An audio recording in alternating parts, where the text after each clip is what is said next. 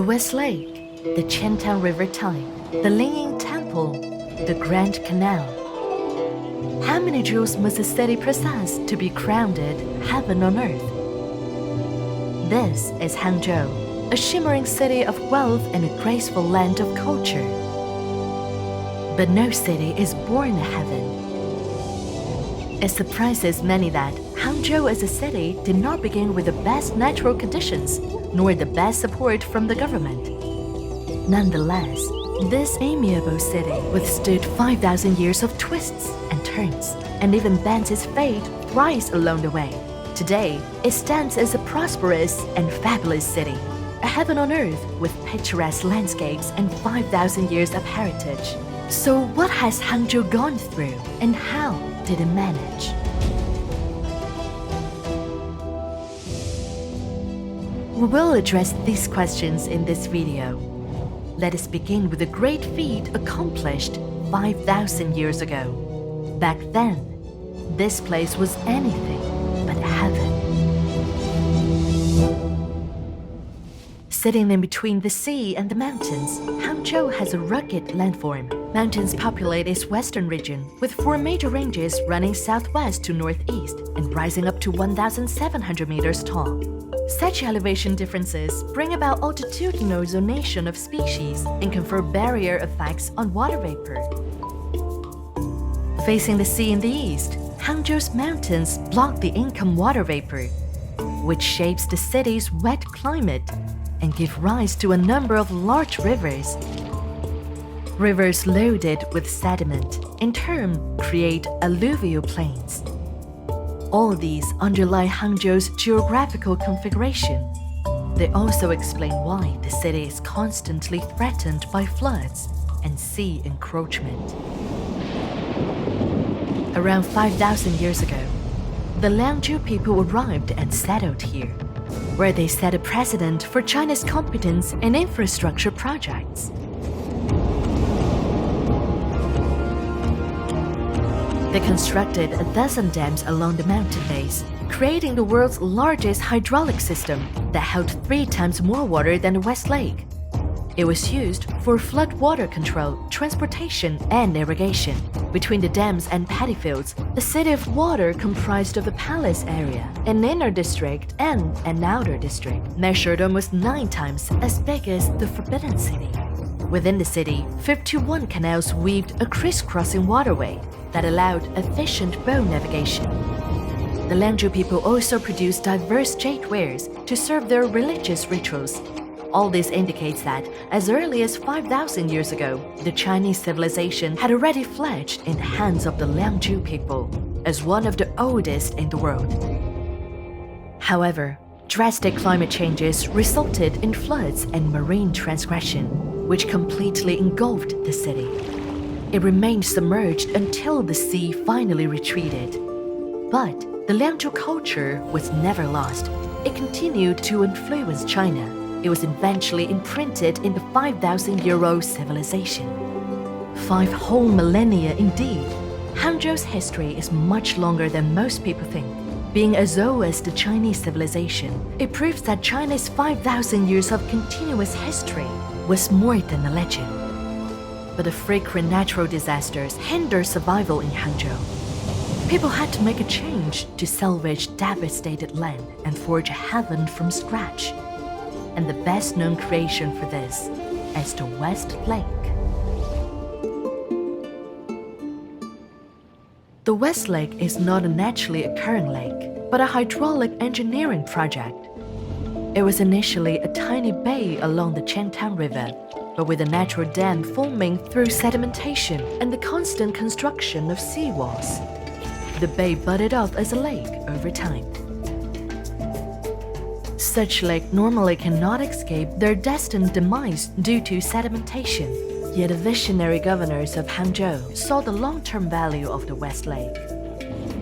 As a previously submerged city, Hangzhou's groundwater had a briny flavor, but by the Tang and Song dynasties, it was well diluted by rainwater and mountain creeks, allowing it to be utilized for drinking, flood control, irrigation, and canal navigation. Therefore, When other cities were repurposing lake into farmlands, Li Bin, Baijuyi, Qianliu, Su Shi, and other Hangzhou officials all took maintenance of the West Lake.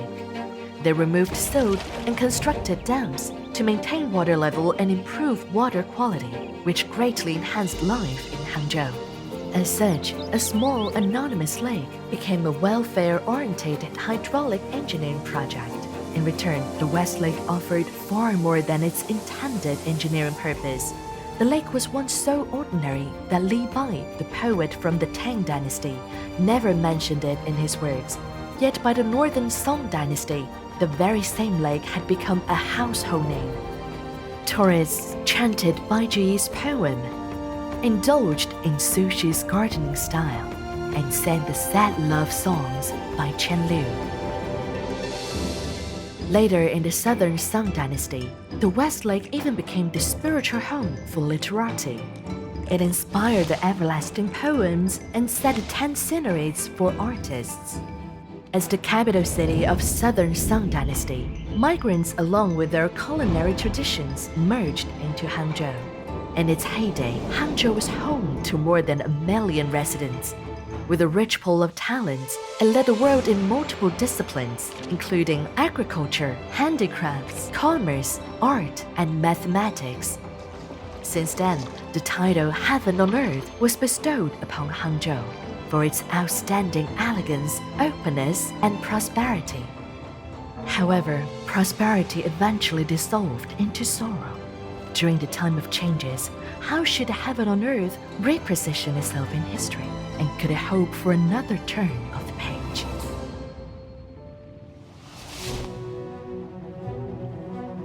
In eastern China, the Grand Canal connects the 5 major river systems en route to the south and intersects with the Qintang River in Hangzhou. But in fact, back in the 7th century AD, when the canal started operating, Hangzhou was already a transportation hub. With a growing commodity economy, during the Ming and Qing dynasties, Hangzhou was among the most densely populated cities in China.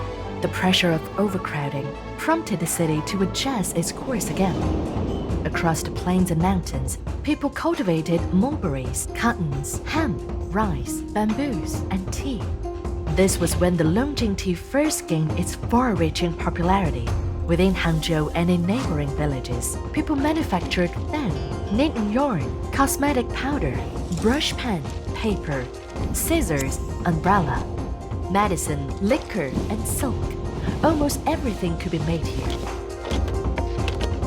To ensure high mobility of goods, dense and dynamic towns took the place as distribution centers. From there, goods traveled great distance by land, and then by water on the Qintang River and the Grand Canal, selling to places all over China, much like modern-day's express logistics. Owing to a pervasive commodity economy, cultural advancement continued to intensify. Artist Huang Gongwang's masterpiece took inspirations from the scenic Fuchun River. Novelist Xu Nai'an's fictional character Lu Jishen attained parinirvana upon arrival of the Qintang Tide. The Leifeng Pagoda commemorates Madame Whitesnake's immortal love. The Wansong Academy whispers the butterfly lover's unwavering attachment. Hangzhou's sceneries were open and approachable to all walks of life. Every being was free to express their joys and sorrows on this shared stage. With that, Hangzhou became a heaven for all, embracing nature and prosperity as much as cheapness and hardship. Unfortunately, a bleak fate was waiting ahead. As the modern era gradually phased out the Grand Canal, Hangzhou lost its prestige as a transportation hub. Nonetheless, the city bode its time for another opportunity, one that would unleash its every potential, acquired over the past 5,000 years. Every August of the lunar calendar, the Qintang River puts on its best show of the year. Influenced by tidal force and seabed terrain, seawater pushes upstream into the Hangzhou Bay and creates this breathtaking spectacle. Being a sand-laden, shallow river, the Qintang River is unsuitable for modern cargo vessels. This leaves Hangzhou with little maritime advantage. But the 5,000-euro city has seen it all. Swimming against the current is in Hangzhou's blood. Upon reform and opening up, people in Hangzhou soon sensed the winds of change owing to their rich experience in commodity economy. They founded China's most influential multinational enterprises, China's largest clothing wholesale base, and the nationally recognized express industry cluster, all as part of the booming private economy. And with the advent of the network infrastructure, Hangzhou set off the wave of e-commerce and digital economy that swept across China and even the world. In these great times, Hangzhou's business environment and talent attractiveness remained top-notch in China. It also showcased its global competitiveness by hosting the G20 Hangzhou Summit and the 19th Asian Games, among other international events. It is noteworthy that, despite becoming more globalized, Hangzhou is still the epitome of Eastern landscape aesthetics. In 2002, the West Lake became the first 5A tourist attraction with free admission and was inscribed on UNESCO's World Heritage List in 2011.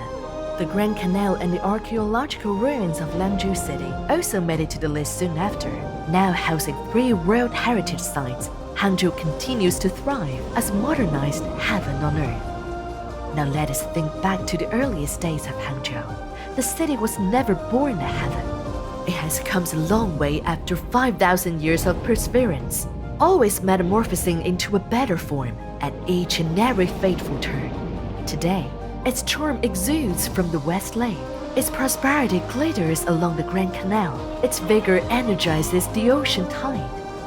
Jointly created by Mother Nature and all walks of life, this land gave back to the people a heaven within reach. It took generations to polish its exquisite landscape scroll and to temper this 5,000-year-old city. This is Hangzhou.